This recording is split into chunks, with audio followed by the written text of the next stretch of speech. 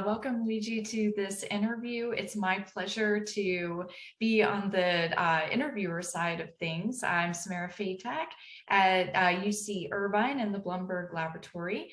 So a little bit about me. In graduate school, my dissertation was related to understanding the transgenerational impact of the Western dietary pattern on colorectal cancer, epigenetic modifications, and gut microbiome.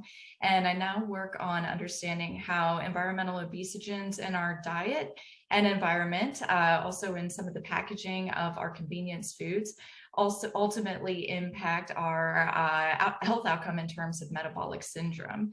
So to introduce you to all of our trainees and attendees today, could you tell us a little bit more about yourself? Let's start at the beginning. Where are you from and where did you grow up?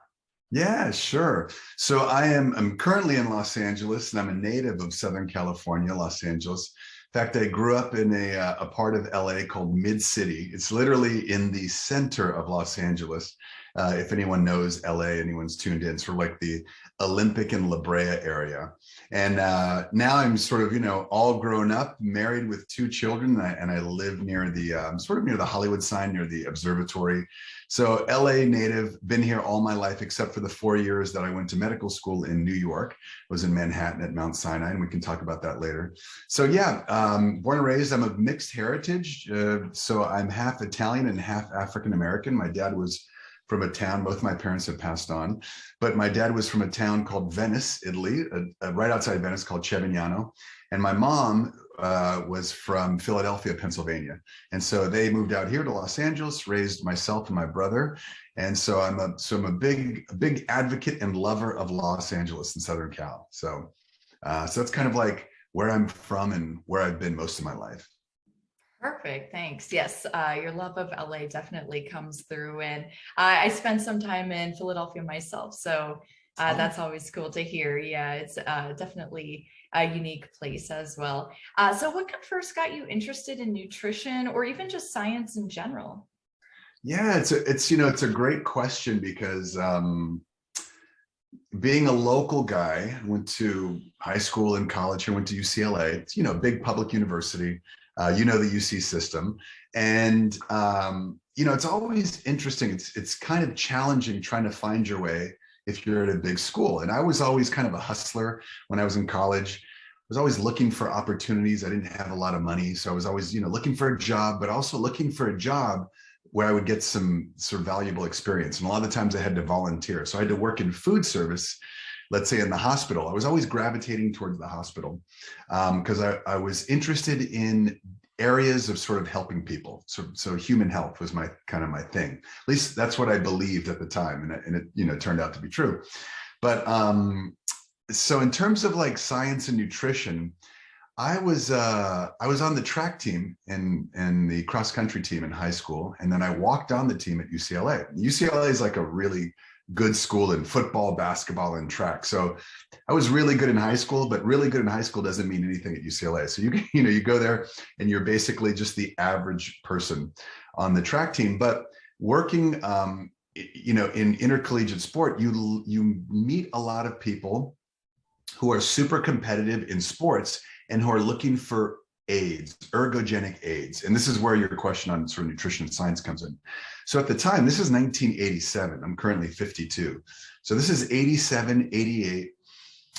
The things that were hot at the time in nutrition were like bicarbonate supplementation for distance runners. See if you could kind of buffer the lactic acid. Amino acids for football players. I mean, believe it, everyone's using them now, but at the time it was like, whoa, branched chain amino acids. That's so different. They were using actually Ensure shakes, the UCLA football team. So being on the track team, we could walk in there and kind of steal some Ensure shakes, strawberry and vanilla. But it was a way of getting supplementation to build up your muscle for recovery and come back stronger. So these were the early ways as a teenager, but I saw ergogenic aids in nutrition and science. And I was fascinated by them because I figured if I could run on the track 2 or 3 laps faster by taking a magnesium supplement or a bicarbonate supplement or anything that would help, I'm totally into it because, everyone's competitive. So that to answer your question, that was my early introduction into nutrition. And I was already kind of in the world of science. I was volunteering in the hospital and working, but that's kind of where I was focused. So I was fascinated with like carbohydrate supplementation, how much pasta should we eat, working with my track teammates. So this was the stuff that I was always kind of like, thinking about. And of course, we were trying to take the practical application of it onto the field or on the track. So it was a lot of fun. But that was my earliest interest, to answer your question. Wow, well, it's always so fun to hear about those kind of N=1 studies that get the ball rolling. I love that. Thank you. All right, well, let's talk about the letters behind your name. Can you tell us about your educational background? Yeah, sure. So as an undergraduate at UCLA, I did my bachelor's in what was called it was actually called kinesiology. This was like the old major. And when I was there, into the early 90s, they had just changed the major to what they called physiological sciences.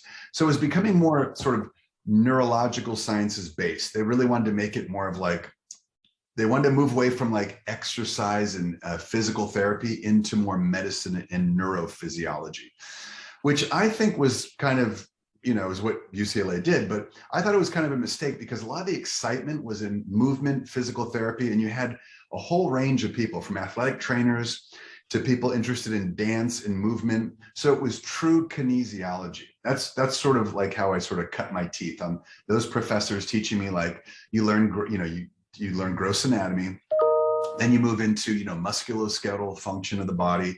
And then, so you're really learning movement at the same time you're taking physics. So you're understanding pressures on the bone.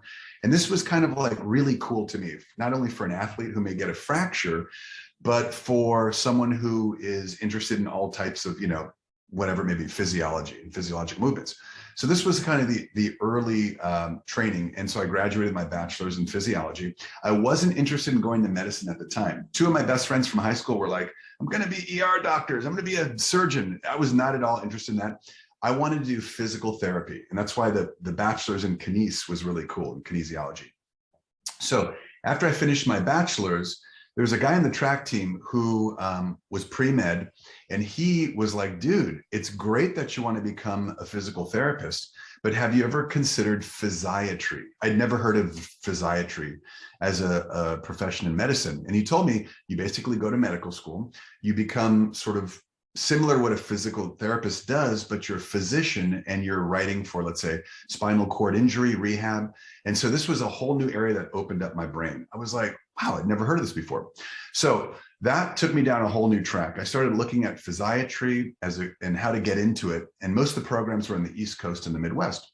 So I started looking into it and I figured, okay, I've got to volunteer and figure out, now that I finished my bachelor's, let me look at a master's in either exercise science or public health, something where I can do a 2-year degree, get more science under my belt, and think about applying to med school. So it was the first time I actually considered med school after I graduated. I did a master's in public health. I tried to focus in on population and family health. And this is kind of like, to your interview, this is sort of the crux of where a lot of things changed. I found this professor at UCLA, a guy named David Heber, who's very well known in the nutrition industry at UCLA and globally. And in his laboratory, he was doing all kinds of research. And so I kind of started volunteering in his lab, and I found out a lot of different opportunities in nutrition. So this is where I really kind of landed my first real kind of like focus in nutrition science. I was still thinking about physiatry, but I realized, oh, there's things to do in nutrition sciences. And now that I'm doing my public health master's. So all this to say, I was a little bit all over the place. I was like, okay, I'm going to go to med school, I think. I'm doing this public health master's, working in population family health. And now I'm working with this professor, volunteering, just trying to get as much experience as I can and learning about opportunities. So this is, I think, for people who are thinking about their career development, I guess this is one of the points I would make. Expose yourself to as many different things as you can.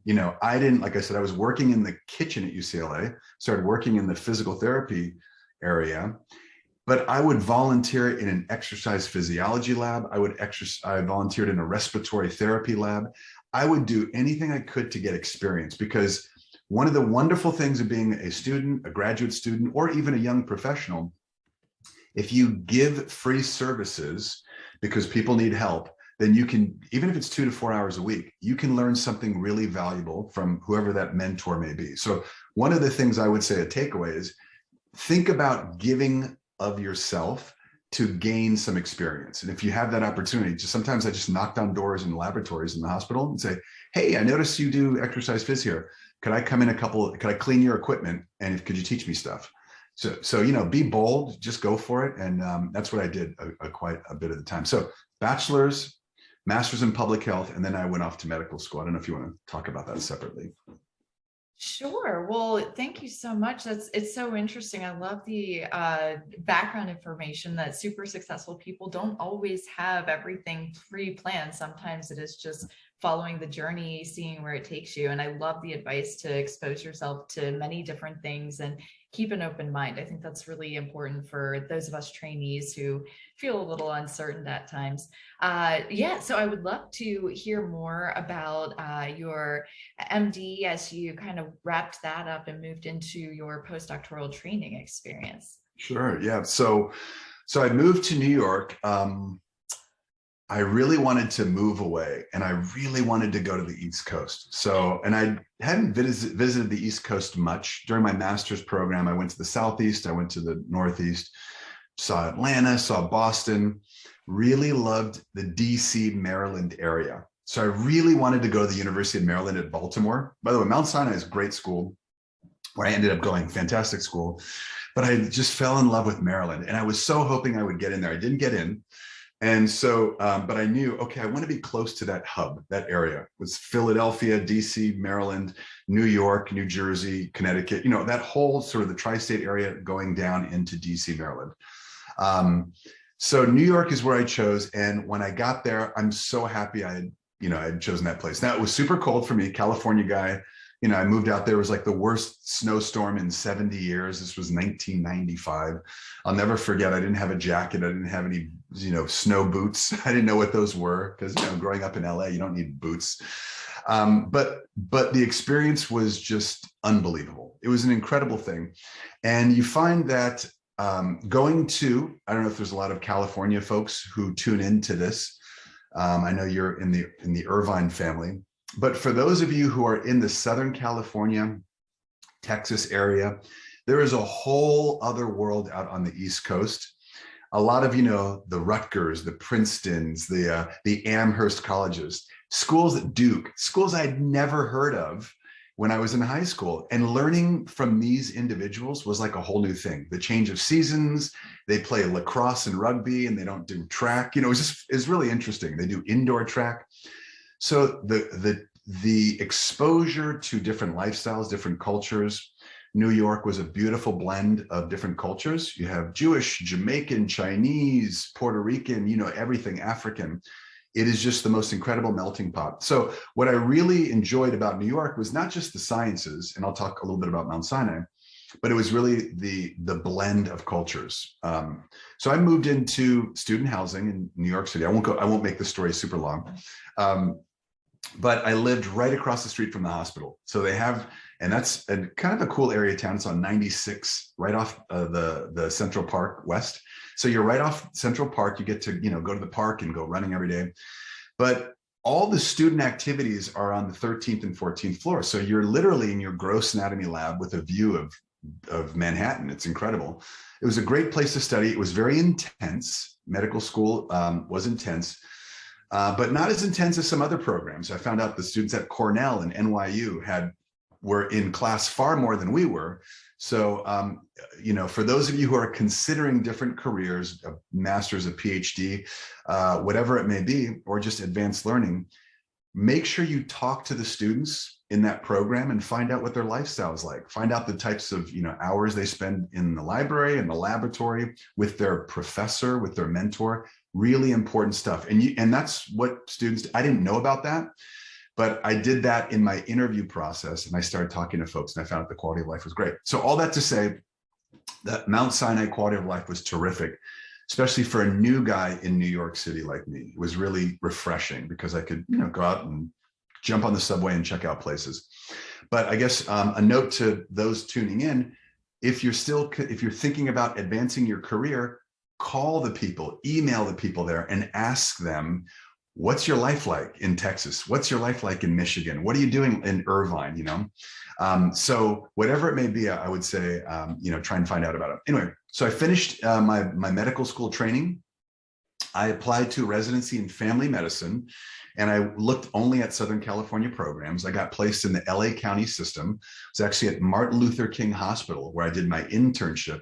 And you do the residency. LA County farms you out to different hospitals. Many of you who are in medicine know that. You kind of circulate around a bunch of hospitals. And so my residency was at a place called Hubert Humphrey, where in family medicine, you basically do a lot of clinic work. You may do a surgical rotation, and then you have to be in clinic 2 to 3 to 4 days a week. It's a major part of your family medicine training. So after the MD comes your 3 years of residency training, 3 years minimum, and then you get licensed and you get board certified. So all that to give you sort of like the introduction of the MD, the training for the MD, and the residency and internship. And that's basically the license and certification included. Excellent. Thank you. And yeah, I love the additional advice about doing the informational interviews of people. If you're planning to do something different, move to a different place, I agree. That's excellent advice to get a more candid overview of what that experience will be like. So wonderful advice. So let's move on to more of what you're doing now and how you got involved with Herbalife. And did you always see yourself in an executive role? And how did your transition to administration come about? Sure. The quick answer, and I'm giving these long-winded answers because I just love to talk and tell the stories, but the short answer is no. I would never planned when I was in medical school. I always thought, I don't want to work inside of a hospital. I want to work in outpatient clinic. I want to have a lot of freedom to determine my hours. Another important thing, you can determine your lifestyle. You can determine the hours that you're working. I knew that I was hoping that I could be married and have kids, and that was part of the plan. But if, a lot of my colleagues were like, don't want to be married, don't want to have kids. So it's all about what you're looking for and what you want to do. Family medicine is not really, it's a wonderful career. I love it. Most people were not very excited about family medicine. It's not like really cool. Surgery was cool, gastroenterology is cool, even cardiology, nephrology, these subspecialties were really like the cool, so kind of top label residencies. So family medicine was kind of boring. It's like working in a large city. Most people are not going to bring their kids to see me because they're going to go to a specialist, a pediatrician. But I loved family medicine because it's a general area of medicine which affords you the opportunity to specialize in sports, in weight management, in obesity, chronic diseases, all these different things. Some of the things that you're doing, Samira, it's a wonderful starting point to move into because you don't get sort of pigeonholed early on the way you might if you're just doing like orthopedic surgery. But that's what I loved about it. So starting with that, I kind of, and this is to answer your question, how I got to Herbalife. I was still working with the UCLA professor, David Heber, who happened to be a consultant at a lot of different companies. He's a professor at UCLA. He's now professor emeritus, but he would consult for many different nutrition companies. And you can name it, fruits and vegetables, whether it's a company making almonds or beverages, protein shakes, they would bring him in for philosophies on protein and nutrients and different things. So I was tagging along with him quite a bit. Again, another thing, always trying to create opportunities for myself. Even though I wasn't getting paid, I was like, hey, could I, learn this, learn that? I was always asking questions, always kind of sort of like a stray puppy at the door when you open the door and you're like, oh, the stray cat, the stray puppy's back. But that was me always looking for an opportunity to say, hey, is there anything available? Is there anything I can do? And I think, putting your pride aside, especially when you're young in your career, is an important thing because the money is probably going to come, if you choose a career, you're going to get paid, you're going to get the things that you're looking for, but it's really about your happiness. You want to find where you fit in. I think that's one of the most important things. So all this to say, working with this guy, Dr. Heber, he is the one who told me about this corporate opportunity. He's like, look, I know you're finishing up your fellowship. I was at UCLA doing a clinical nutrition fellowship. It was an NIH sponsored fellowship. It was a 2-year fellowship, but you have the option of doing 1 year. So I did the 1 year, completed it, and I told him I'd like to go take a full-time job. So I was going to work in a clinic with a friend of mine, and this opportunity at Herbalife came up, which he knew about. Again, like the puppy at the door. And he said, hey, they're interviewing for physicians. They need training doctors who know about nutrition. Ding, ding. I knew that. Who have a background in chronic disease, preventive medicine, had that covered. And he said, they're really looking for a female, but I think they'll also consider some men. And I thought that was interesting because most of the company have female distributors and customers. So I went and interviewed, and they said, oh yeah, it sounds great. Let's try you out on a trial basis. So that's how I got in the company. I got hired as a vice president, which I still am. I've moved around a lot in the company. But I came in as in a division called medical education. And to answer your original question, this is how I got started in corporate, I want to say corporate America, but in the corporate setting. So I knew that I wasn't going to be working in the hospital. I didn't think I'd be working in a corporation, like at a desk job. And this is really sort of a training and sales job. But this was the start of that. And so that's kind of how I initially got into it. And then since then, it's opened up a lot of doors because I've done product marketing. I can tell you about the journey, but that's how I got into it. Excellent. Thank you. Yeah, fascinating. And I love that we keep going back to quality of life and the importance of identifying that and work-life balance. I think that's also wonderful advice for any trainees out there. So my next question was going to be related to a pivotal moment in your career, but I feel like you've already shared that the impact of crossing paths with Dr. Heber has been pretty monumental and opened a lot of doors. But is there any other unexpected outcome or any other just big switch up in life that's happened along the way that's made an impact in your career? Yeah, I mean, there's so many little things, having children that changed, I always thought this can't be that hard. And it's probably been, more difficult than anything, medical school residency, you name it, undergrad, research. It's probably been the hardest challenge. The biggest challenge and the most rewarding for me has been raising kids with my wife. So I think in terms of curveballs, I never thought, I never saw in the office or in the laboratory, I never saw kids. I didn't know what it was like. So I always thought, hey, you just got to work and that's cool. It's going to be easy and it's great. And they kind of raise themselves. So I think that's the biggest curveball in terms of, for example, the company I work for, Herbalife Nutrition, is in 94 different countries. When I came into the company in 2005, it was in about 50 countries and it was growing rapidly. So I was traveling a lot because my job as a physician in the company was to do training on the features and benefits of the ingredients in the product. So if there's a protein shake, I would talk about the protein and how it supports lean muscle mass and recovery and exercise.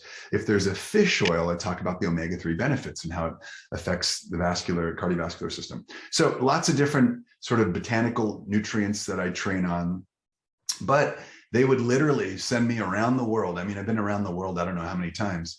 Really exciting and fun, something I always wanted to do, but not a lot of time for building a family and having relationships. So for the first 7 years in the company, I was just like a motor, just living in the airport a lot of the time, which is something I loved doing when I was 35. It was a lot of fun. So I guess to answer your question about the curveballs, it was really kind of wanting to kind of settle down, slow down a little bit, and get a family going. And that changed a lot that was an inflection point in my career because I was doing sales and training, and I moved into marketing. Now, for many of you who are in the sciences, who are maybe tuned in, and Samira, you sound like you've done like some serious technical, heavy-duty scientific stuff. There's always an interesting marriage between the sciences and corporations, which is sort of like how we innovate and we advance things, right? There's a lot of research you're doing. ultimately there may be some products that are created that help human health. And that's how innovation happens. And that's the beauty of it. And I think this marriage is important as you're kind of moving along. For me, I didn't realize like how my background in nutrition would actually help make products. So I don't have an MBA. I have no background in business administration, but 7 years into the company, I took a job as heading up product development.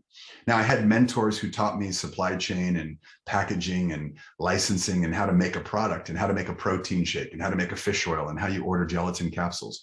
I didn't know any of that stuff from medical school or my master's in public health. But much like you, Samira, you probably pick some of these things up because there is this marriage between the sciences and corporations, because this is how a lot of sponsorship happens, right? Whether it's pharmaceuticals or technology or medical devices. So I guess my other message for those of you interested, look for the opportunities. I'm not saying, find a corporation and sell out or something. If you're a scientist, be a scientist. But there's a lot of wonderful innovation that happens when you can find a sponsor for the science you're interested in. And sometimes you can just, write those companies. For me, it was exciting because I finally got to learn how to make stuff. And so that was, to your question, another inflection point. I was married, we have 2 young kids who are, growing up now. But at the time, I needed to be in Los Angeles. So I was not traveling so much and flying. I was helping to make the products. And I did that for 3 years.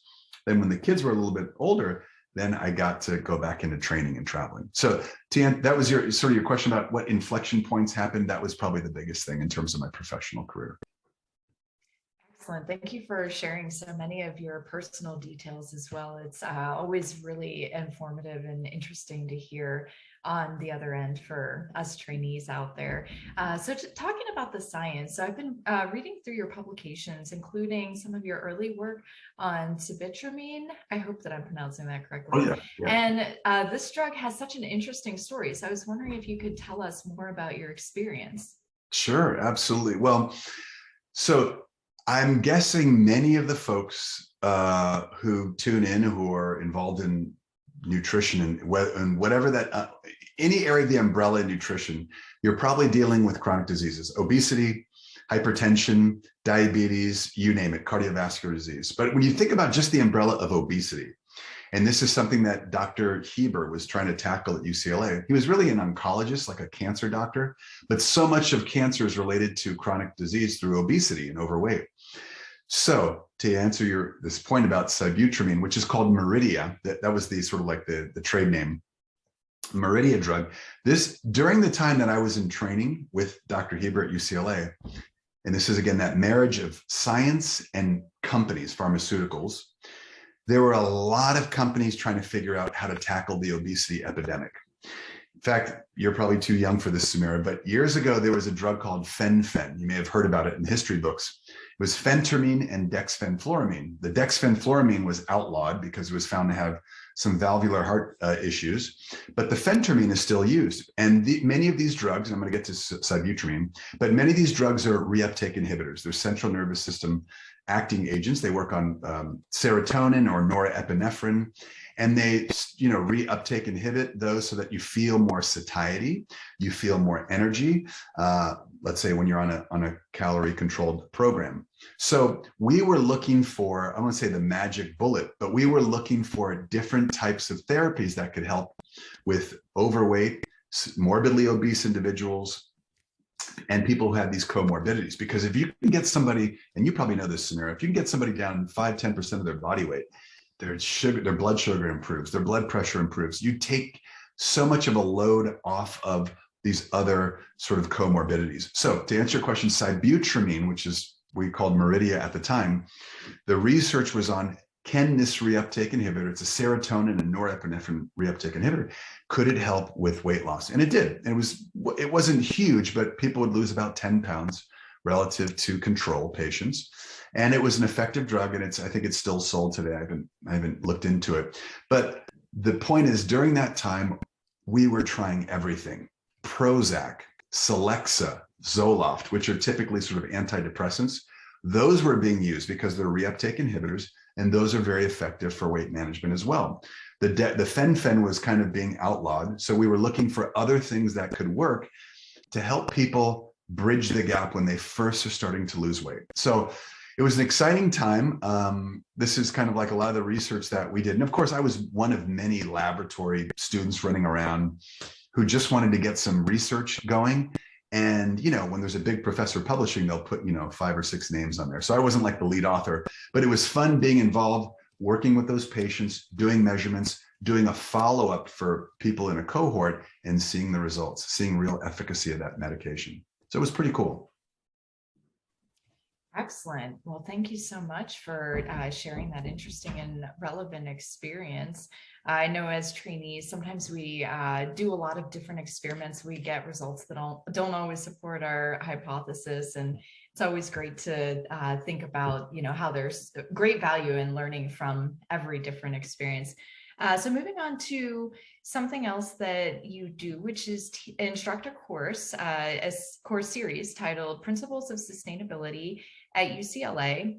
And so I was hoping you could tell those of us interested in registering for this what we could expect in your lectures. Yeah, I would love to be teaching there in this principle. I actually did a certificate in their program. The UCLA has a school of a division of sustainability, which is, I wish was around when I was doing my master's or my postdoc.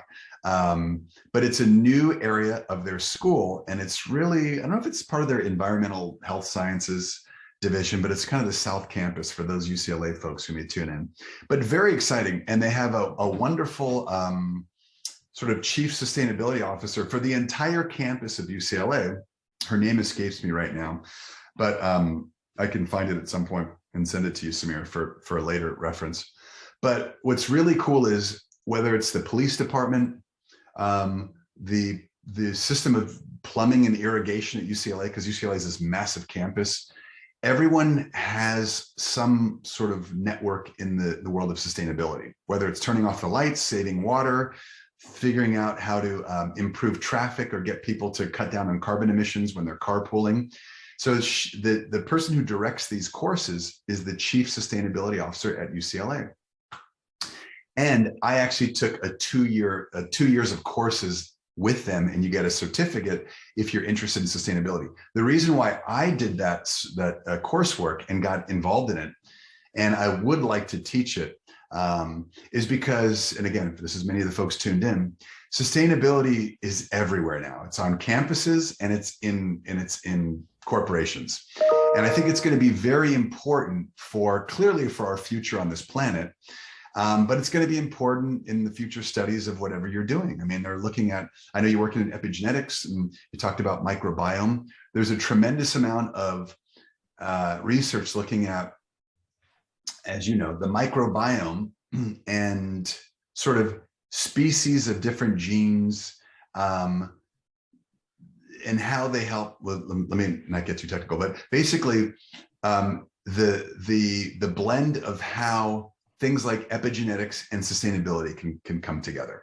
But I think it's just going to be important for everything. I'm looking at it from the world food population, I should say world population and food supply, how a growing planet is going to be able to feed themselves when we get to 10 billion people. I don't have the answer right now, because currently we don't have enough protein for the 8 billion people on the planet, like real sufficient amounts of protein for people to thrive. So if we add 2 more billion people, we're all going to have to eat a lot more plants. This is something that I'm very interested in doing.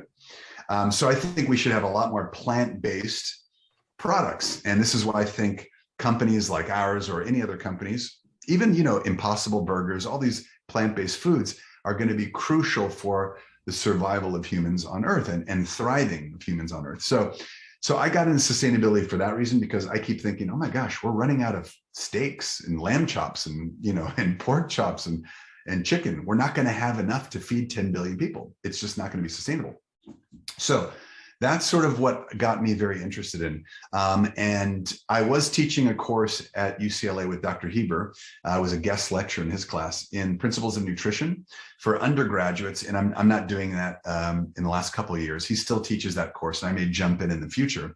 So that's what I do still participate in. But I would love to weave in sustainability into that, because it's going to be an important platform. And I think whomever's tuned in, whatever you're doing, I think finding a way to incorporate sustainability into your career is going to be crucial. It just is. We're all going to be driving electric cars in the next 20 years. It's inevitable. And we're going to have solar panels. And because we just can't, we're running out of fossil fuel. So this is going to happen, but how can we attack it from whatever your discipline is? How can you address it and make it fit for your career? I think it's going to be very important. Absolutely. I couldn't agree more. From a nutrition, diet, health standpoint, agriculture, et cetera, it's so relevant to the fields that we're in. And as an environmentalist, I know I'd love to take these courses. I'm sure many other like-minded trainees out there feel the same. So thank you for telling us more about that. Next, I'd like to talk about your public speaking engagements. I see that you've done a number of television or media interviews and lectures to the general public. Can you tell me more about these activities and what you've learned along the way? Sure. Yeah, I'd be happy to. So years ago, when I was working at UCLA has a center called the Risk Factor Obesity, the RFO. And it's one of the biggest weight management centers on the West Coast. New York has a wonderful clinic that is operational in there. And there's a number of Pennington research. There's a lot of different ones that I think Duke, they have some very successful ones where they publish. So again, this was Dave Heber's, actually he didn't create it, but he took it over. And I worked there as a fellow and a student for many years with a whole team of different people. When you work in centers like that, there's a lot of media opportunities that come up because weight management is such a hot topic. It's always trending and people want to know what's the new diet? What are celebrities doing? What do you think about fruits and vegetables? What's hot, what's not? What about greens and reds and different phytonutrients? So when a media opportunity would come up, again, there's me, the puppy at the front door. I'm always like, oh, I'd love to do the interview, or sign me up. So there were a lot of, whether it's like there's a Discovery Channel that was doing a series of weight management challenges. It was called the Body Challenge. They did it for 2 years, and they needed a doctor who could talk about nutrition. And there were very few of those at the time. Now there's a lot, but there were just really no one who was like an MD who does nutrition. Who does that? So I did that for 2 years on this show. It was really cute. It was called the Body Challenge, and they took some ex-celebrities and they saw if they could lose weight over so many weeks, changing their exercise and their lifestyle and their nutrition. And then there was other things like Fit TV, where you'd go to a conference and you would sort of help promote fitness through different sort of mediums, different channels. But most of my speaking now, my public speaking, is to our constituents in Herbalife Nutrition, which are independent distributors. Think of an Avon lady, the traditional Avon lady, or a Tupperware salesperson. But think about in the nutritional setting. And that's what Herbalife Nutrition does. We sell replacement shakes and vitamins and minerals, supplements, fish oil, different things like that. So I will go out, there's several million of these constituents in 94 countries. So most of the public speaking, I do that to our constituents, and they may bring customers to open events. So let's say I fly to Portugal or Sao Paulo, Brazil, and they'll say, oh, we have our visiting doctor from the company coming. He's going to talk about sustainability and nutrition. And they can invite people, and we can have a discussion and do an open question and answer session. It's a lot like what you guys do at your annual ASN conferences, where you have not quite as scientific. It's a little bit more, back to basics for the lay person. But it's a lot like the ASN conference, where there's an exchange of ideas and open talks. People from different backgrounds can come and listen and then ask questions. And then, there's time to chat afterwards and sort of trade notes. So that's most of what I do. Clearly with COVID in the last 2 years, we haven't been traveling much, but I'm slated in a month to go off to Montreal, Canada to do a talk. And then I'll be in Boston in April. So it's a lot of fun. And I get to talk about what I love, principles of nutrition. So that's most of the public speaking that I'm doing. That's so great. Thank you. For those of us interested in SciComm, it's always fun to hear how others got involved and just the impact that you make doing that is so relevant and important work.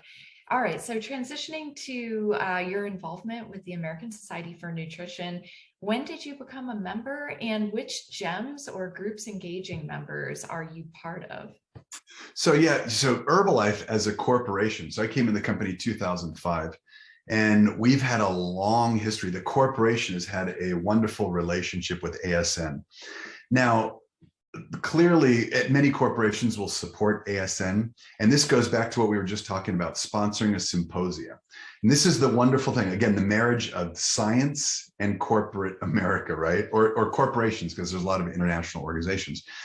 So we will actually sponsor some time at ASN. Besides our membership, we have a lot of our employees who are like an MD, there are people who are PhDs, there's dietitians who are all members of ASN and who take part in different ways. So we have a team of dietitians who we travel with, and we will go to different breakout sessions at ASN during the conference. But one of the exciting things over those several days, we will take a specific day and we will sponsor our own symposia under the umbrella of ASN.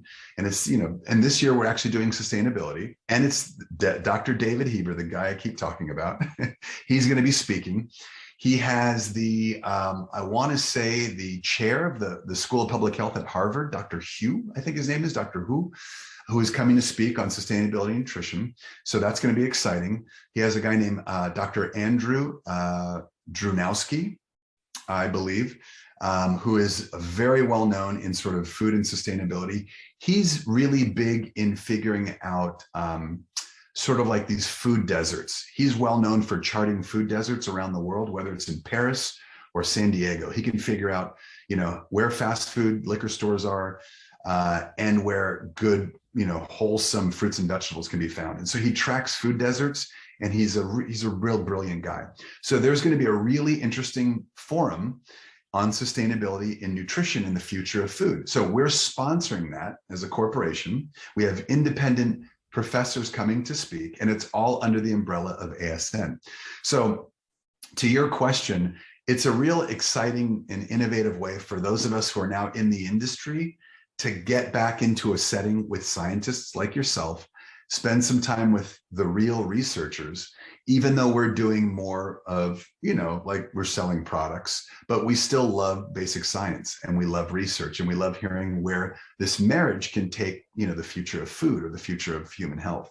So I'm super excited about that when that next conference comes up. So if you are attending ASN, look for that breakout session. I believe it's part of your regular registration. I'm not trying to promote the thing or anything, but I'm just saying, be aware of it, and it should be really interesting. And often, even if, you don't register for it, you can sometimes just pop in, because there's all those breakout rooms. You can pop in and listen for 30 minutes, see if it's something that you think is cool, and then take off and go to the other breakout rooms. Excellent. It's a great advertisement for N22 LOL, and I hope we'll catch everyone there. I know I'm going to add that to my agenda. So thanks for highlighting that. It sounds wonderful. So have you served in any leadership roles for ASN, and curious what you liked most or found to be most beneficial from those positions? Yeah, I have not. We have we have a couple of my colleagues who work directly, I think, with the board in ASN, and we just had someone who who is currently retiring from Herbalife, and he was the head of the dietary supplements division at the FDA. His name is Bill Frankos. He's sort of a legend in the supplement industry, and he's always been connected to ASN. David Heber, the guy I keep talking about, he's an MD, PhD. So these are some of our big leaders who have been kind of like the keynote spokespeople for our company when it comes to working with ASN. I work very closely with one of our registered dietitians who's also at UCLA, named Susan Bowerman, and we help to sort of put that conference together, that breakout day. But in terms of leadership positions, I don't sit on a board. I work with a young lady named Samantha Clayton, who is actually an ex-Olympian from England. She was a track star, like a real track star. I didn't go to the Olympics.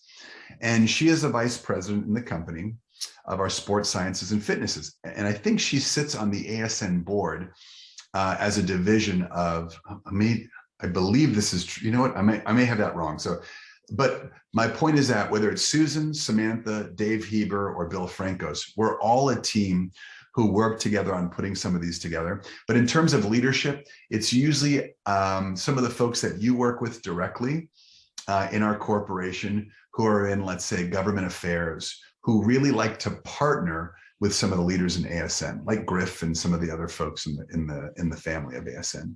So I don't do that directly. I usually will, travel around and chat with folks, and then when they say, "Hey, we'd like you to chat with Samira," I'm like, "Oh, perfect! I'd love to carve out some time to talk." And then I'm usually back in the office doing some other things. Awesome. Well, yeah, thanks for highlighting the value of membership within ASN, also networking and how that can help advance somebody's career.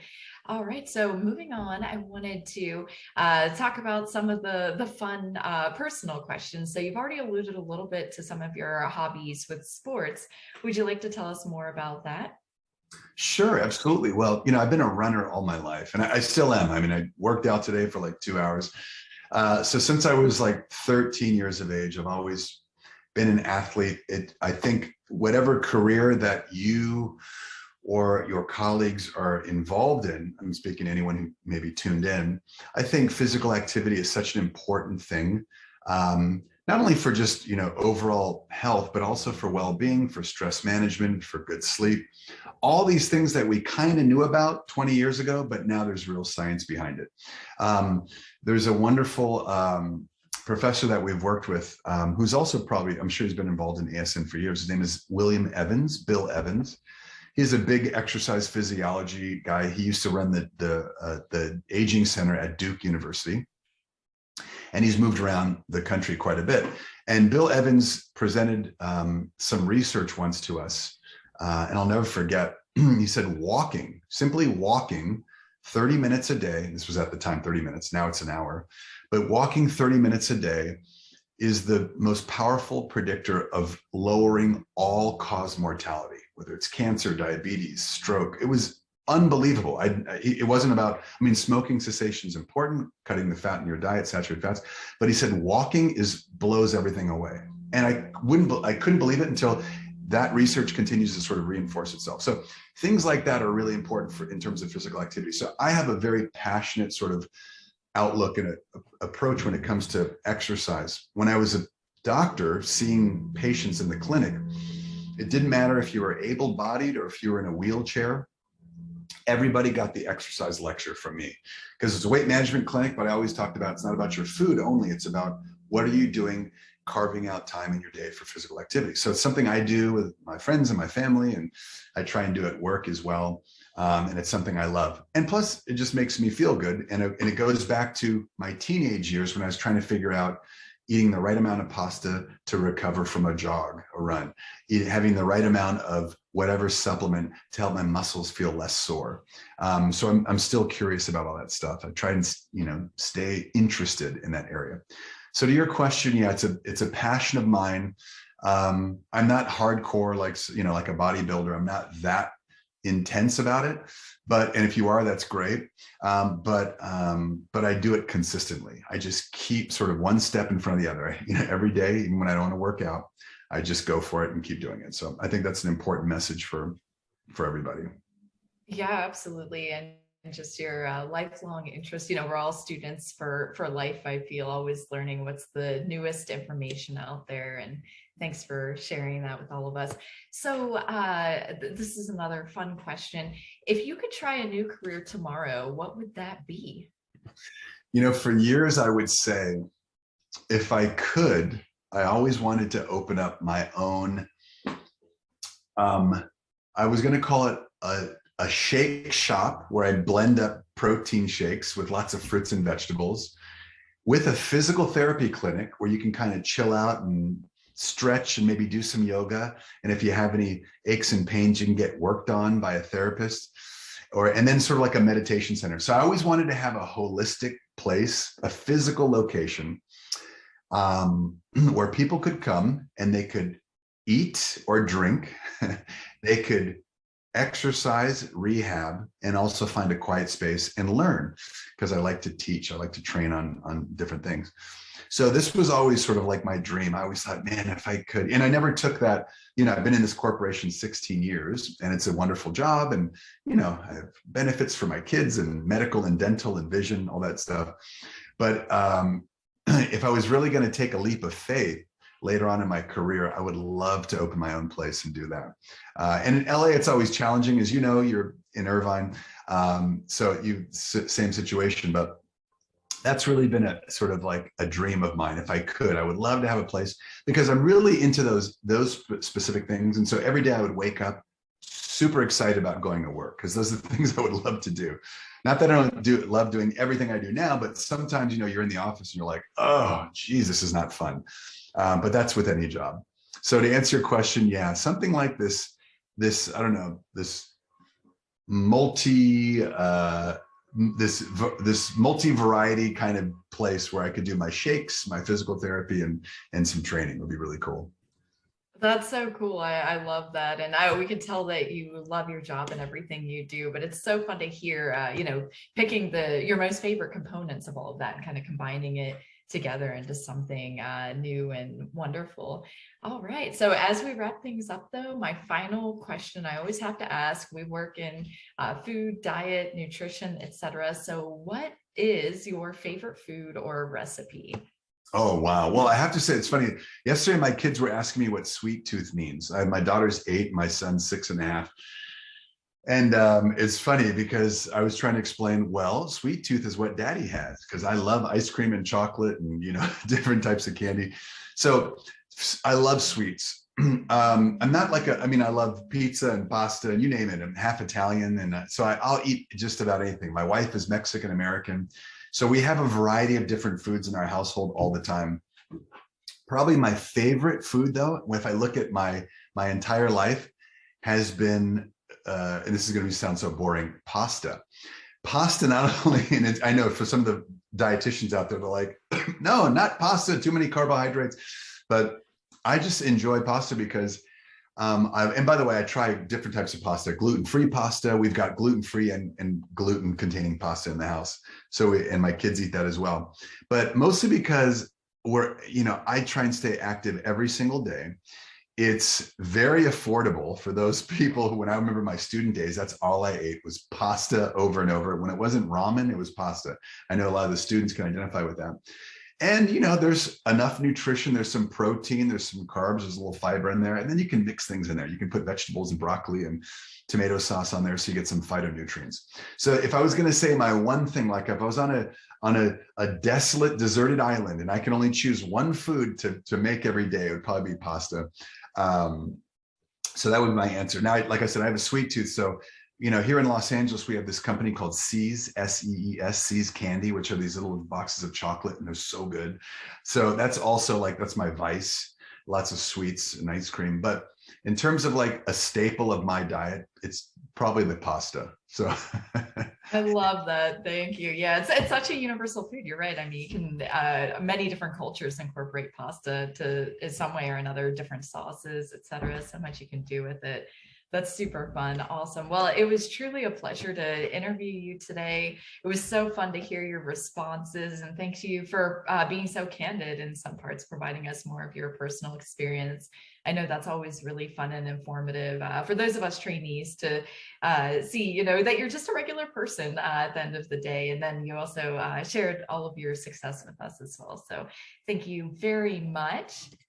Thank you, Samara. It was a pleasure chatting with you, and to all the folks who are tuned in. I hope that whatever you choose in your area of career, I hope you are very successful, and of course, most importantly, you find something that you love. It's the most important thing.